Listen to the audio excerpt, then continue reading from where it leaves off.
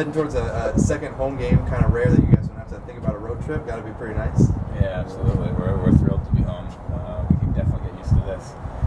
It's nice to finally get out of the suitcases here for a little bit and enjoy 2 straight home games. So it was a great start for us last weekend. We want to build on that and get another 3 points this weekend.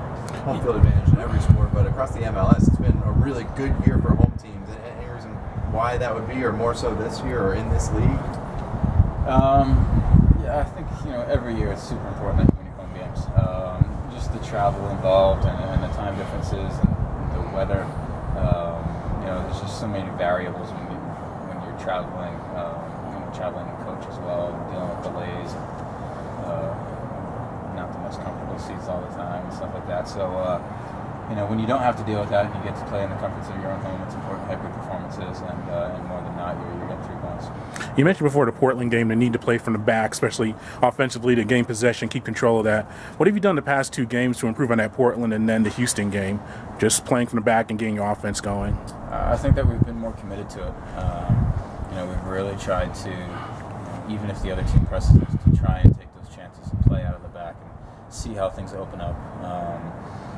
We worked on it a little bit to the last couple of weeks about different options if teams are going to press us high, where Alec can go at the ball, what we can do with our movement to give him some options, and really just help each other out and feel confident in doing so. And the last couple of games has been much better throughout the whole group, and it just makes it easier when we all know that, okay, we're committed to it, whether the other team's going to press or not, and we don't have half the team expecting a long ball, half the team wanting to play short. That's where we get in trouble. You mentioned Alec. Just to discuss just him coming onto the team and being looked at maybe in the secondary role until maybe some alternative options coming in, but he's really taken a starting role and become one of the better goalkeepers in the league. Discuss working with him in your defensive unit and how you guys have just grown together. Yeah, Alec's been fantastic for us. He has, he's an awesome guy to work with. Super positive guy. You always appreciate a goalkeeper that when you make a mistake or the other team gets a shot off, that he's not running out of his goal, barking at his defenders like you see some other goalkeepers doing. He's level-headed, and we like to play hard for him. At the same time, we know that he's back there for us if we make mistakes, when we make mistakes, and he's made some big saves for us. He's also made big improvements with his feet and playing out of the back, and that's super important for our goalkeepers in the system. Like we said, building out of the back is very important for us, and something that we want to continue to do. And that starts with the goalkeeper.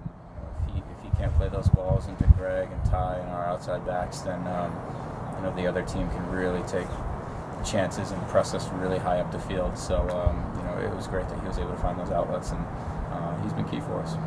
No one's been able to quite put their finger on why y'all played so poorly against CFC. I was curious if you had any theories as to why. No, I don't. It was one of those games where we didn't have the energy. I can't say why that was, but looking at it and feeling it in the game, it just didn't seem like we had the capability to go out there and sprint around and bring that level of energy that you need to bring in MLS. And who knows if it was the travel or the time of game or what it was, but that happens every now and then. Fortunately, we're able to bounce back, and that's most important, and we expect a far better performance this time around in the city. Statistically, the team is performing much better on offense and defense with Biaba up top compared to Kennedy. Without comparing their skill sets, do you have any ideas why that might be? No, I mean, I don't. No, they bring different things to the table. Kenwin has been successful for us as well, though. He's only had a few starts and scored a couple goals. He's a big target for us, and we can play a little bit differently when he's in the game. That being said, I've never seen a forward not get a foul call against them. Kenwin does not get any fouls called against them.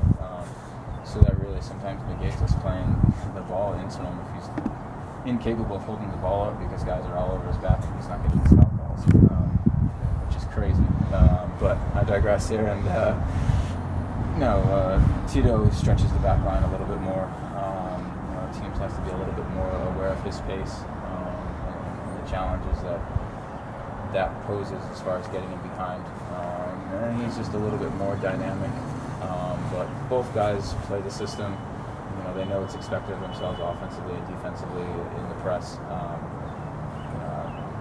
It's one of those things maybe where a pitcher gets good hitting from his team, Right. Yeah. another one doesn't. I don't know. And I mean, because of Viaba's speed, defenses can't run as high a line, right? Because there's too much space left. He can just burn them if y'all can split the lines with a good pass. And it also helps the defense because he's so much quicker. He can close down and push the ball to whichever side of the field y'all want it to go to.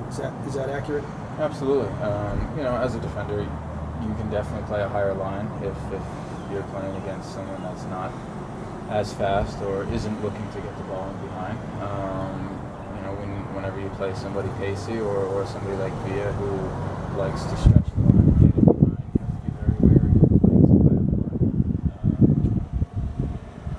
And sometimes it's good to keep a high line. Sometimes it's good to drop off a little bit and have that space. You really just have to play against the other person's strengths defensively. But definitely Tito likes to stretch other lines. It causes some problems for other teams. And as evident on the third goal, when he presses, he goes hard and wins some balls for us. Just real quick. You go ahead. I just want to ask about Bobby Dodd. Go ahead. Just That's fine. with the result against Houston, and just asking Kevin and Tito, they're both like, and Portland, that was a great result also. Do you feel like maybe you guys have kind of turned a corner putting those two back to back? Yeah, I mean, it's good to get back on playing with good performances, definitely. Regardless of the results, we always want the performance to be good. We understand we're going to have some good performances where we don't get the result, but we don't want to have the bad performances where we also don't get the result. Those two things combined is where teams can run into trouble and get into a rut. So, even more important than the result as far as long term, the performances have been better, including Portland away. Even though we got the tie, so we're very happy about that. But it's week to week. We always want to stay consistent. We want to bring it every week. Just because we've played two good games doesn't guarantee us a third one here this coming weekend. We have to come out here and then prove it all over again and bring it. And we plan on doing that. Having played in Europe and I think every stadium in MLS now, except for maybe Orlando's new stadium. How does the field at Bobby Dodd compare to some of those?